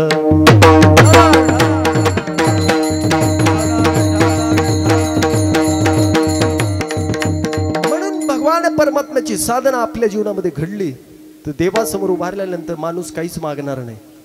आणि जर साधना जीवनात नाही घडली तर प्रत्येक वेळेला मागल, म्हणजे माझे याचं हेच होऊ दे, याचं तेच होऊ दे, त्याचं तेच होऊ दे, त्याचं तेच होऊ दे, हे जीवनामध्ये संपणार नाही. भगवंतासमोर उभारल्यानंतर फक्त त्याला मागा. त्याचं मागितलं की नाश आहे, त्याचं मागितलं की नाश आहे. कशावरून म्हणताय? कौरवांनी काय मागितलं होतं? त्याचं. आणि पांडवांनी काय मागितलं होतं? त्याला. परिणाम त्याचं मागितलेला जिंकला का त्याला मागितलेला जिंकला? त्याला मागितलेला जिंकला. म्हणून भगवान परमात्म्याने संतांनी फक्त देवाला मागितलं, कारण त्याला मागायचं याच्यासाठी जगाच्या पाठीवर त्याच्यासारखा दुसरा कुणीच नाही. भगवान परमात्म्यासारखा दुसरा सुखी कुणीच नाही. सुखरूप आहे सा तुझा कोणी सांगा, माझ्या पांडुरंगा सारी खातो. जगाच्या पाठीवर आपल्याला सुखी करणारा एकच आहे, तो म्हणजे भगवान परमात्मा आहे, आणि तोच सुखी करू शकतो. हे साधू संतांना कळालं, म्हणून पंढरपूरला आल्यानंतर त्याच्यापासून दूर जावंसं वाटत नाही. ही अवस्था साधू संतांची आहे. अवस्था त्यांची ती आहे. त्यांना मागचं आठवल्यानंतर दुःख होतं. कधी? ज्यावेळेला त्या अवस्थेला प्राप्त नव्हते त्यावेळेला त्यांना पहिलं काढलं की दुःख वाटायचं. माणसाला जुनं काढलं की जसं दुःख वाटतं. प्रपंच करत असताना सुद्धा पहा, आपली परिस्थिती नव्हती ते दिवस आता जर आठवले तर माणसाला दुःख वाटतं. तसं ज्या वेळेला आधी करून साधू संतांनी अवस्था एकदा भगवान परमात्म्याची त्यांची भेट, ह्या अवस्थेला जो तो आहे तोच मी आहे, या अवस्थेला प्राप्त झाल्यानंतर त्यांना जुनं काढलं की दुःख वाटतं. म्हणून महाराज म्हणतात, परिहार झाला अवघ्या दुःखाचा मागेला. म्हणजे जगद्गुरु तुकोबाराय म्हणतात की या दुःखाचा मी परिहार म्हणजे परत मला माझं पहिलं आठवलं की मला दुःख होतं. म्हणून जीवन जगत असताना सुख पाहिजे असेल तर तो एकच आहे, त्याच्याशिवाय जगाच्या पाठीवर कोणी सुख करू शकत नाही. म्हणून सर्वांना एकच म्हणेन की आपण प्रपंचामध्ये ज्या सुखाच्या मागे लागलो ते सुख मात्र क्षणिक आहे. हो, क्षणिक सुख आहे. दिसतंय प्रपंचामध्ये सुरुवातीला सुख आहे, परंतु प्रपंचामध्ये जसं जसं वय वाढत जाईल तसं तसं दुःख आहे. परमार्थाचा स्वभाव पहा आणि प्रपंचाचा स्वभाव पहा. प्रपंचामध्ये सुरुवातीला सुख आहे, शेवटी दुःख आहे. आणि परमार्थामध्ये सुरुवातीला दुःख आहे आणि शेवटला सुख आहे. विठ्ठल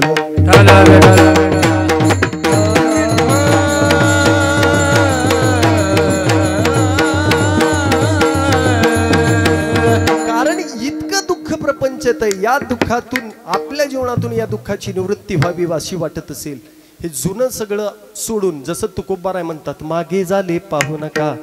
आतापर्यंत तुमच्या जीवनामध्ये काय झालं हे पाहू नका. आता तरी पुढे हाची उपदेश नका करू नाश आयुष्याचा.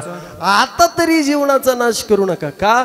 कारण काळ कधी तुमच्यावर घाला घालेल हे सांगता येत नाही. कारण घडी घडी काळ वाटे याची पाहे, अजून किती आहे अवकाश. कारण क्षणाक्षणा हाची करावा विचार. क्षणाक्षणाला या गोष्टीचा विचार केला पाहिजे की कधी आपला शेवट म्हणजे या देहातच जी साधना होते ती इतर देहात होत नाही. याच देही खडे देवाचे भजन आणि हे ज्ञान नाही कुठे.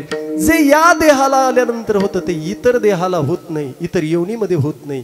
जी साधना या देहातून प्राप्त होते ती साधना दुसऱ्या ह्याच्यामध्ये होत नाही. म्हणून जगद्गुरु तुकोबाराय म्हणतात की बाबा, आता हा देह प्राप्त झाला तर कुठेतरी सन्मार्ग, कुठेतरी व्यवस्थित मार्गी लागला पाहिजे. याच्याही पुढे जाऊन सांगतो, कितीही सांगा माणसं करायचं तीच करतात. कितीही सांगितलं तरी माणसं ऐकून घेतात आणि सुखच शोधण्याचा प्रयत्न करतात. प्रपंचामध्ये वाटतं, ज्यावेळेला तरुण आहे त्यावेळेला वाटतं थोडं वय वाढलं की सुख आहे काही. ज्यावेळेला वय वाढतं, वय वाढल्यानंतर लग्न होतं, त्याला वाटतं लग्न झाल्यानंतर सुख आहे काही. मग लग्नही जातं, लग्नही झाल्यानंतर वाटतं म्हणे लेकरं झाल्यानंतर सुख आहे की. लेकरंही होतात आणि लेकरं झाले की वाटतं आता सुख आहे की. बघत बघत बघत बघत लेकराचे लग्नही होतात तरी सुखाचा अंश सुद्धा मिळत नाही. सुखाची भेट, सुख सोडा, सुखाचा विचार सुद्धा नाही. इतकं सुद्धा सुख नाही तरी ते इतकं सुख नसताना सुद्धा आयुष्य निघून जातं.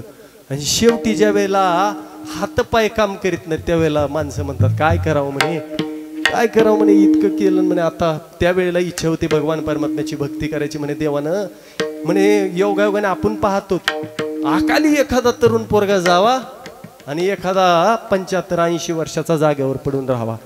दुःख करतात म्हणे. देवानं हे नाही करायला पाहिजे होतं म्हणे. जागेवर बसलेलं 5-5, 7-7 वर्ष जागेवर बसतो आणि जाणारा सहज निघून जातो. सांगण्याचा सिद्धांत आहे, जोपर्यंत ज्या वयामध्ये जे कार्य करायचे त्या वयामध्ये जर ते कार्य केलं नाही तर माणूस सुटू शकत नाही. वयाची 25 वर्ष ज्ञानच प्राप्त केलं पाहिजे, 25 ते 50 मध्ये धन मिळवलं पाहिजे आणि 50 ते 75 मध्ये भगवान परमात्म्याची साधना केली पाहिजे. त्यावेळेला 75 ते 100 मध्ये मानण्याची वेळ येत नाही, कान येत नाही. विठ्ठल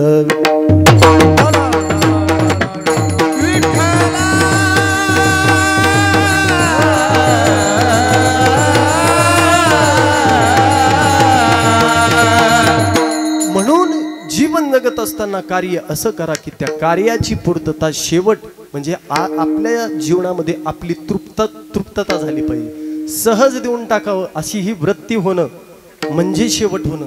हरिश्चंद्र राजानं स्वप्नामध्ये काय केलं होतं? दान दिलं होतं. स्वप्नात राज्यदान केलं होतं, स्वप्नामध्ये राज्यदान करून टाकलं. ही वृत्ती म्हणजे शेवट. ही वृत्ती उत्पन्न व्हावी लागते, ही वृत्ती तयार व्हावी लागते.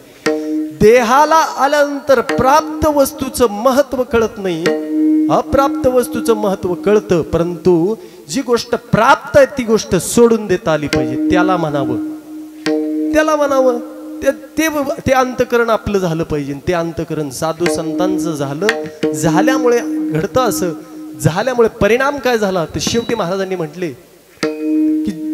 परिणाम असा झाला की शेवटी महाराजांना म्हणावं लागलं. काय म्हणावं लागलं? अभंगाच्या तुका म्हणेवाने तुका म्हणेवाने तुका म्हणेवाने तुका म्हणेवाने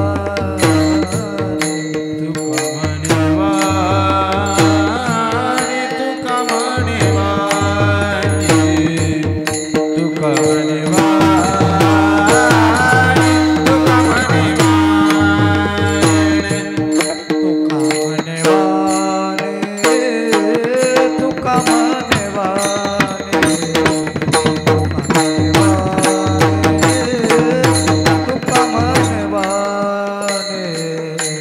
तुका वाणी तुका वाणी तुका वाणी तुका वाणी गेली आता घेऊ धनी गेली आता घेऊ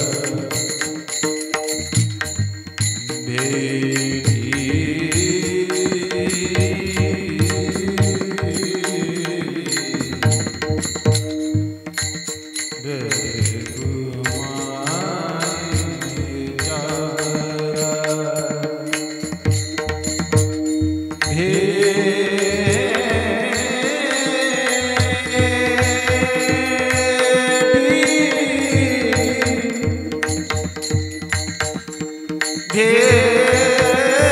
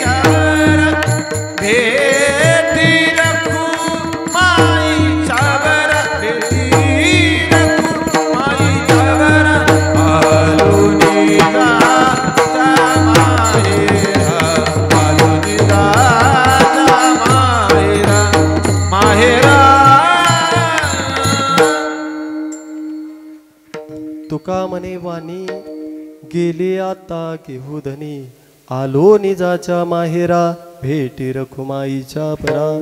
जगद्गुरु जगदवंदनीय श्री संत तुकोबाराय शेवटी म्हणतात की तुका म्हणे वाणी, असं बोललं पाहिजे एखाद्याला शीतलता प्राप्त झाली पाहिजे आपल्या बोलण्याने. ऐसी वाणी बोलिये जो मन का आपाक होय, औरन को शीतल करी आपही शीतल होय. सांगण्याचा सिद्धांत हा असं बोललं पाहिजे की त्या बोलण्यानं दुसऱ्याला आनंद प्राप्त झाला पाहिजे असं बोलावं. शास्त्रानं वाणीचे 4 प्रकार सांगितले, परापश्यंती, मध्यमा आणि वैखरी. माणसं तुमचं आमचं बोलणं जर पाहिलं तर कसं, योगायोगाने एक उदाहरण आठवलं म्हणून सांगतो. योगायोगाने दोन भाऊ होते आणि 2 भाऊ प्रपंच करत असताना घडलं असं, एक होता मोठा आणि एक होता छोटा. तत्पूर्वी त्या दोन्ही भावाचे आई वडील वारलेले होते. परिणाम झाला असा, मोठ्या भावाचा विवाह झाला आणि विवाह झाल्यानंतर जो लहान भाऊ आहे त्या लहान भावाचं संगोपन त्या मोठ्या भावानं आपल्या लेकराप्रमाणे संगोपन केलं आणि संगोपन केल्यानंतर झालं असं, मग तोही विवाह, त्याच्याही आता विवाह अवस्थेला तोही त्या ठिकाणी विवाहाच्या वयामध्ये तोही आला आणि आल्यानंतर झालं असं, आता त्या मोठ्या भावानं त्याच्या पत्नीनं त्याचं लग्न लावून द्यायचं. ठीक आहे, लग्न लावून दिलं आणि लग्न लावून दिल्यानंतर झालं असं 2-3 महिने त्याच्या लग्नाला झाल्यानंतर त्याची पत्नी त्याच्यासाठी डब्बा घेऊन शेतामध्ये निघाली. डोक्यावर टोपलं घेतलं आणि टोपलं घेऊन शेताकडे निघाल्यानंतर झालं असं, शेताच्या मार्गाने जात असताना एक व्यक्ती त्या शेताच्या मार्गावर उभा होता. व्यक्ती उभा होता त्याला सवय होती, गावात कोणी असं कुठं चाललं की विचारायचं, म्हणे कुठं काय कुणाचे, ही सर्व चौकशी करायचं. मग हा व्यक्ती त्या वाटेमध्ये उभा होता आणि ती त्या भावाची पत्नी निघालेली होती, ज्याचं लग्न झालं होतं असंच 3 महिने झालं होतं. त्याची पत्नी निघाली होती. निघाल्यानंतर यानं प्रश्न केला, म्हणे कुणाच्या, कुठल्या, कोण आहात असं म्हटल्यानंतर त्यांना विचारलं की ही म्हटले यांची सून आहे म्हणे, म्हणजे यांचे हा माझा भाऊ आहे असं म्हटल्यानंतर तो व्यक्ती जो वृद्ध होता तो म्हणला, अरे म्हणे त्यांची तुम्ही सून आहात, तुमच्या भावाच्या पत्नीच्या अंगावर पाहिलं तर 100 तोळे सोनं आहे म्हणे. किती? 100 तोळे सोनं तुमच्या भावाच्या पत्नीकडे, म्हणजे तुमच्या जावकडे पाहिल्यानंतर तिच्या अंगावर 100 तोळे सोनं आहे आणि तुमच्या अंगावर एकच दिसते म्हणे, गळ्यामध्ये एकच दिसते म्हणे माळ. असं म्हटल्यानंतर तिच्याही मनामध्ये विचार बदल झाला आणि बदल झाल्यानंतर जी आनंदाने प्रेमाने पतीचा डब्बा घेऊन निघाल्यानंतर बांधावर पोहोचली. शेतामध्ये पोहोचल्यानंतर मग पतीला आणि त्यांचं दोघांचं संभाषण सुरू झालं. मग तिनं बोलायला सुरुवात केली, म्हणजे ताईंच्या गळ्यावरती इतकं सोनं सर्व काही असं तसं चालू केलं तिनं बोलायला चालू केल्यानंतर याला राहवलं नाही. याला वाटलंच कुणीतरी वाटेमध्ये हिला गाठ पडलं, कुणीतरी सांगितलं. त्यावेळेला त्याला दुःख वाटल्यानंतर मग त्यानं सांगितलं, म्हणे तू कोणत्या रस्त्याने आली, म्हणे कुठून आली. त्यावेळेला त्यांनी सांगितलं, म्हणे इथूनच आली. त्या चिंचखाली कोण बसलेलं होतं का म्हणे. त्यांनी त्यावेळेला सांगितलं, असं एका व्यक्तीनं मला असं सांगितलं. त्यावेळेला तो म्हटला, म्हणे आजपर्यंत मी आणि माझ्या भावाने जे काही सर्व या शेतीमधून उत्पन्न काढलं, त्या उत्पन्नाच्या जोरावर मी आमची वहिनी जी आहे तिच्यासाठी इतकं सोनं सर्व काही खरेदी केलं. आजपासून आम्ही 2 भावांनी ठरवलं तर म्हणे आतापासून जेवढं काही कमवू तेवढं तुझ्यासाठी करायचं. तो असं काय बोलायला लागले. सांगण्याचा सिद्धांत हा आहे की आपण बोलल्यानंतर एखादा व्यवस्थित प्रपंच करायला सुद्धा बाजूला निघाल्याशिवाय राहत नाही. विठ्ठल विठ्ठल.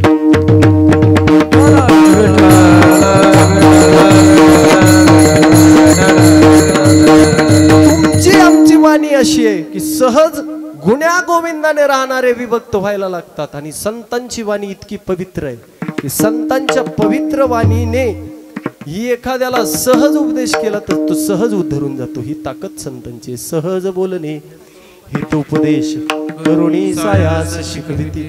सहज एखाद्याला म्हणतात आणि म्हटल्यानंतर सहज त्याच्या जीवनामध्ये तसं घडतं. हे वाणीचं प्रभुत्व आहे. जीवनामध्ये साधना केल्याशिवाय वाणी उत्पन्न होत नाही. कोणती तरी साधना कोणाला तरी इष्ट मानावंच लागतं, त्याच्याशिवाय वाणीवर प्रभुत्व निर्माण होत नाही. म्हणून ज्या आधी करून संतांनी या वाणीवर प्रभुत्व मिळवलं, परिणाम काय झाला हो. परिणाम त्यांच्या जीवनामध्ये आज अशा ठिकाणी जाऊन बसले की देवालाही बोलवावं लागतं. काय म्हणतोय मी, देवाला बोलवावं लागतं. देव बोलवल्यानंतर येतो आणि कार्य संपल्यानंतर देव जाऊ शकतो, पण सुरुवातीला येऊ शकत नाही. संतांना मात्र असा अधिकार प्राप्त झाला की स्वतः ते येऊही शकतात आणि स्वतः कार्य संपल्यानंतर जाऊही शकतात. ही ताकद संतांची. विठ्ठल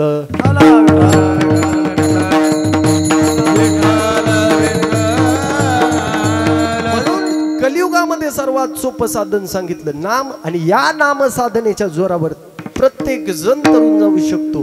असा तरला नाही, एकही नाही की जगाच्या पाठीवर ज्यानं नाम घेतलं तरला नाही. प्रत्येक व्यक्ती तरलेला आहे. नाम घेता वाया गेला, कुणी ऐकला का?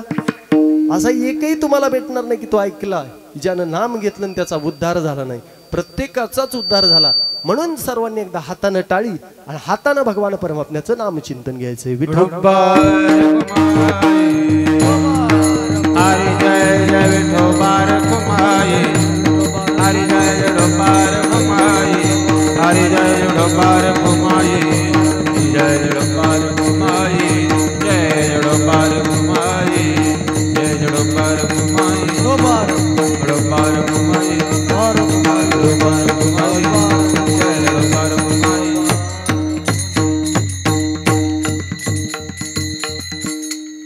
म्हणून जीवन जगत असताना एकच कार्य करा, ज्यांनी आपल्याला जन्म दिला आपण त्याला विसरू नका. कारण जीवनामध्ये पहिली पायरी हे आहे, माणसं सजीव देवाला दुखवतात आणि निर्जीव देवाच्या पुढे जाऊन नतमस्तक होतात. म्हणून जीवनात सुख मिळत नाही. आलेला प्रत्येक व्यक्ती आपल्या जीवनामध्ये देव वाटला पाहिजे, संत वाटला पाहिजे. त्या दिवशी आपल्या जीवनाचा उद्धार आहे. माणसं हजार पाप करतील, आपणच म्हणतो प्रत्येकामध्ये भगवंत विराजमान आहे, आणि विराजमान असून आपणच त्याला दुखवण्याचं काम करतो.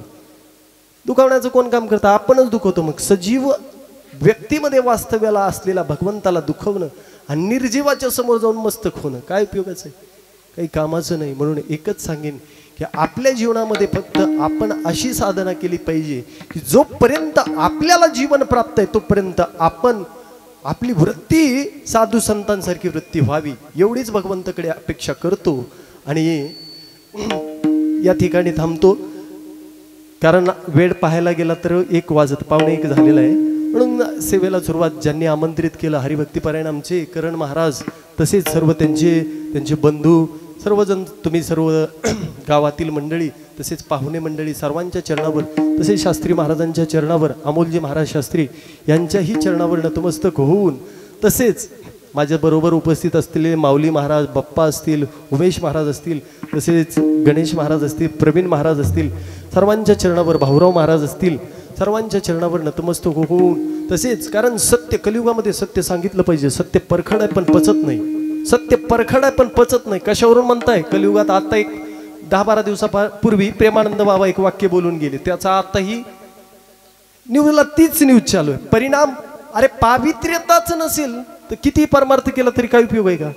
म्हणून जीवन जगत असताना परमार्थ करायचं तर पावित्र्यता आणि चारित्र्य सांभाळून करा, तर तुमचा यशस्वी आहे. विठ्ठल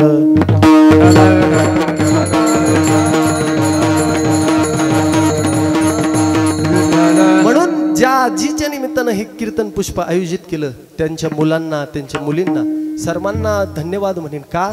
कारण जोपर्यंत आपण आपल्याला ज्यांनी जन्म दिला त्यांच्या ऋणातून कुठेतरी उतराई होण्यासाठी हे केलेलं नियोजन भव्य आणि दिव्य, या नियोजनामध्ये आलेली सेवा परमभाग्य समजतो. आणि त्यांच्याच घरामधील असलेल्या त्यांच्या आजी या कीर्तनकार आहेत असं त्यांनी मला सांगितलं होतं, त्याही या कीर्तनासाठी उपस्थित आहेत. त्यांच्याही चरणी, तसेच विनेकरी बाबा, सर्व गावातील मंडळी, सर्वांच्या चरणावर नतमस्तक होऊन सेवेला याच ठिकाणी पूर्णविराम.